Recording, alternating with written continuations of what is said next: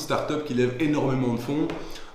Mais pourquoi finalement? Est-ce que derrière finalement il y a des réels gains? Ici dans Colive, moi je voulais quelque chose de très rationnel, dans le sens où aujourd'hui on n'allait pas créer un produit où il fallait 3 ans de recherche et développement et faire fondre du fric à foison. La seule chose qui a été compliquée pour lever des fonds, c'est plutôt de dire ben voilà, en fait lever des fonds, il y a plein d'investisseurs sur le marché qui sont open. Le co-living en plus ça avait le vent en poupe.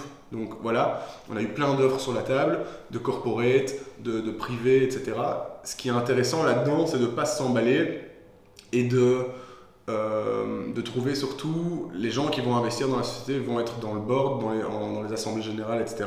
Et c'est surtout de trouver du smart money, ce qu'on appelle en startup. Et smart money, ça veut dire des gens qui vont surtout aider à booster la boîte et pas juste injecter du fric et regarder une fois par an de Saint-Barth, tiens, quels sont les reportings de ma société dans laquelle je crois à fond. On a levé 700 000 euros il y a quelques semaines et on se voit, je dirais, toutes les 3-4 semaines pour faire un point sur tout.